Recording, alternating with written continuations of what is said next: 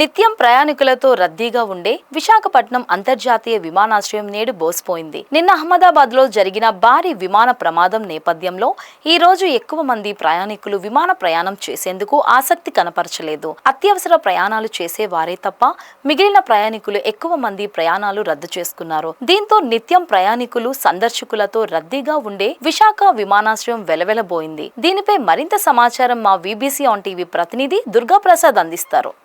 నిత్యం కలకల్లాడే విశాఖ ఎయిర్పోర్ట్ ప్రస్తుతం బోసిపోయిన అంశంగా చూడవచ్చు. ఏదైతే నిన్న అహ్మదాబాద్లో జరిగిన భారీ ప్రమాదంతో విశాఖలో ప్రయాణాలు ఒక మొక్క తగ్గుముఖ పట్టాయని మనం చెప్పవచ్చు. ప్రస్తుతం విశాఖలోని ఏదైతే విశాఖ ఇంటర్నేషనల్ ఎయిర్పోర్ట్లో ఉన్నాం, నిత్యం కూడా విశాఖ మీదుగా అటు హైదరాబాద్, చెన్నై, బెంగళూరు వంటి మహానగరాలకి నిత్యం కూడా ప్రయాణికులు వారి యొక్క గమ్యస్థానాన్ని చేరేందుకు జర్నీ చేస్తూ ఉంటారు. అయితే నిన్న యావత్ ప్రపంచం కూడా దిగ్భ్రాంతి చెందిన అంశంగా చూడవచ్చు. ఏదైతే గుజరాత్లోని అహ్మదాబాద్ నుంచి లండన్ వెళ్ళే ఎయిర్ ఇండియా విమానం అకస్మాత్తుగా ఆ ఎయిర్పోర్ట్ నుంచి టేకాఫ్ టైంలోనే సుమారు 6 నిమిషాలలోని భారీ ప్రమాదం జరగడం, ఆ ప్రమాదంలో ఓవరాల్గా అందరూ కూడా చనిపోవడం, ఒకరు మినహా భారీగా ప్రాణనష్టం కూడా సంభవించిన నేపథ్యంలో ప్రయాణాలు ఇంత తగ్గాయని మనం చెప్పుకోవచ్చు. అయితే ఎమర్జెన్సీ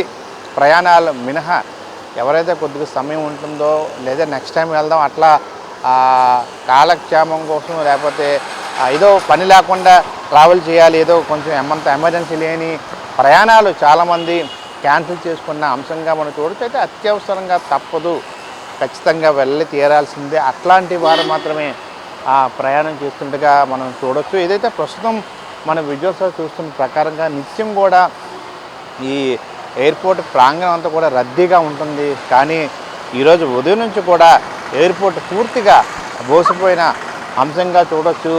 ఆ ఫ్లైట్లు కూడా ఖాళీగా, ఆ సీట్స్ కూడా ఆన్లైన్లో మనం టికెట్స్ చెక్ చేస్తే ఖాళీగా కూడా దర్శనమిస్తున్నాయి. ప్రస్తుతం ఈ టైంలో కూడా హైదరాబాద్కు, బెంగళూరుకి, చెన్నైకి కూడా షెడ్యూల్ ఉన్న టైం ఇది.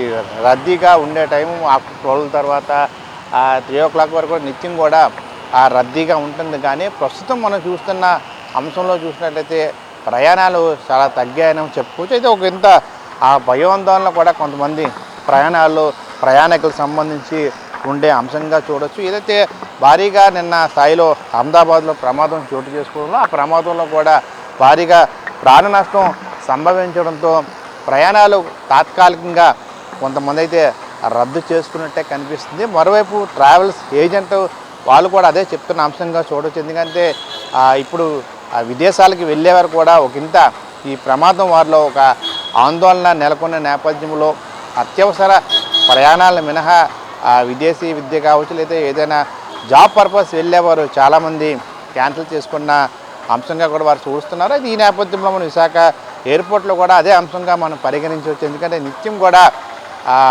విదేశాలకు వెళ్ళేవారు కావచ్చు లేకపోతే డొమెస్టిక్ సంబంధించిన ఫ్లైట్ కూడా నిత్యం రద్దీగా ఉంటుంది. విశాఖ ఫ్లైట్స్ అన్నీ కూడా ఎక్కువగా కంటిన్యూ కూడా ఫుల్ అయిపోయిన పరిస్థితి.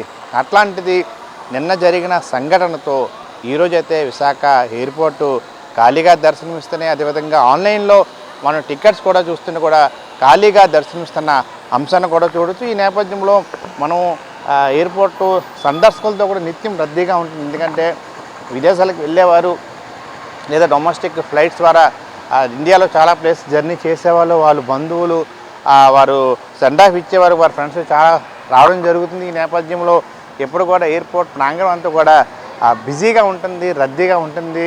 ఫ్యామిలీ ఫ్రెండ్స్తో కూడా నిత్యం కంటిన్యూగా రద్దీగా ఉంటుంది. బట్ ఈరోజు మనం చూస్తే ఎయిర్పోర్ట్ అంతా కూడా ఖాళీగా దర్శనమిస్తున్న విజువల్స్ చూడవచ్చు.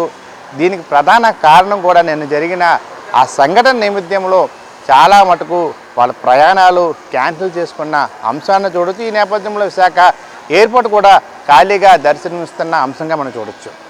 కెమెరా పర్సన్ ప్రేమ్తో Durgaprasad, VBC on TV, Visakha airport నుండి.